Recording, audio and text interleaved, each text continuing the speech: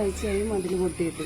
ഇതുവരെ അതിനൊന്നും ഒരു തീരുമാനമായിട്ടില്ല. പഞ്ചായത്തിലും ബ്ലോക്കിലൊക്കെ പോയി പറഞ്ഞ് അവർ വന്ന് നോക്കി. പിന്നെ എന്നോട് പറഞ്ഞ് 3-4 മാസമൊക്കെ ആവും, ഫണ്ടൊക്കെ വെക്കുന്നുണ്ട് എന്നാണ് പറഞ്ഞത്. പക്ഷെ ഞങ്ങൾക്ക് ജീവിക്കാതെ ഭയങ്കര ഭീഷണിയാണ്. ഉദ്യോഗസ്ഥരോടാണ് ദുരന്തം വിളിച്ചു വരുത്തരുത്. ജീവൻ നഷ്ടപ്പെട്ടതിന് ശേഷമുള്ള പരിഹാര മാർഗമല്ല പെരുമണ്ണക്ലാരിയിലെ കഞ്ഞിക്കുഴങ്ങര ഇല്ലത്തുപടിക്കൽ സുബ്രഹ്മണ്യന്റെ കുടുംബത്തിന് വേണ്ടത്. അടിയന്തര പരിഹാരമാണ്. 2 ആഴ്ച മുന്നെയാണ് മഴക്കെടുതിയിൽ സുബ്രഹ്മണ്യന്റെ വീടിനോട് ചേർന്നുള്ള സംരക്ഷണ ഭിത്തി നിലം പതിച്ചത്. ബ്ലോക്ക് പഞ്ചായത്തിന്റെ പദ്ധതിയിൽ ഉൾപ്പെടുത്തി വർഷങ്ങൾക്ക് മുൻപ് നിർമ്മിച്ച കരിങ്കൽ ഭിത്തിയാണിത്. വീടിന്റെ പിറകുവശം അടർന്നു വീണതോടെ അടുക്കളയും തകർന്നു. ബാക്കി ഭാഗം ഏത് നിമിഷവും ഇടിഞ്ഞു വീഴാവുന്നതിനാൽ ആശങ്കയിലാണ് കുടുംബം. പൊട്ടിപ്പൊളിഞ്ഞ അടുക്കളയിൽ ടാർപോളിൻ കൊണ്ട് മറച്ച ഭാഗത്ത് ഭീതിയോടെയാണ് ഭക്ഷണം പാകം ചെയ്യുന്നത്.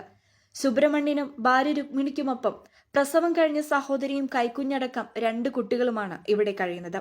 ചെറിയ കുട്ടീനെ കൊടുത്തിട്ടുണ്ട് പ്രസവിച്ചിട്ട്. ഈ കുട്ടികളൊക്കെ ജീവിക്കാൻ നമുക്ക് ഭയങ്കര ബുദ്ധിമുട്ടുണ്ട്.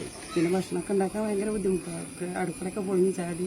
സമീപവാസിയായ ചേൻവീട്ടുപറമ്പിൽ സാദത്തിന്റെ വീടിനോട് ചേർന്നാണ് കല്ലും മണ്ണും പതിച്ചത്.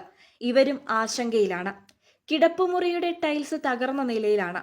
മാലിന്യ ടാങ്കിന് മുകളിലേക്ക് കല്ല് പതിച്ചതിനാൽ പൈപ്പുകളും തകർന്നു.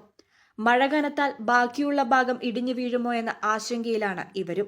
വീടിന്റെ അകത്ത് കിടക്കണമെങ്കിലും മേലെ വീട്ടുകാർ കാണുന്നുണ്ടെങ്കിൽ പോലും ഇതില് ഒരു വിശ്വസിച്ച് കിടക്കാൻ പറ്റില്ല. ഇങ്ങനെ മഴ പെയ്യുന്ന സമയത്ത് ഇത് എങ്ങനെ ഇനിയും വന്ന് പോകുമോ, നമ്മളെ വീടുമൊക്കെ പോകുമോ, മേലത്തെ വീടടക്കം ഇങ്ങോട്ട് വരുമോ എന്നിങ്ങനെ പറയാൻ പറ്റാത്തൊരു സ്ഥിതിയാണ്.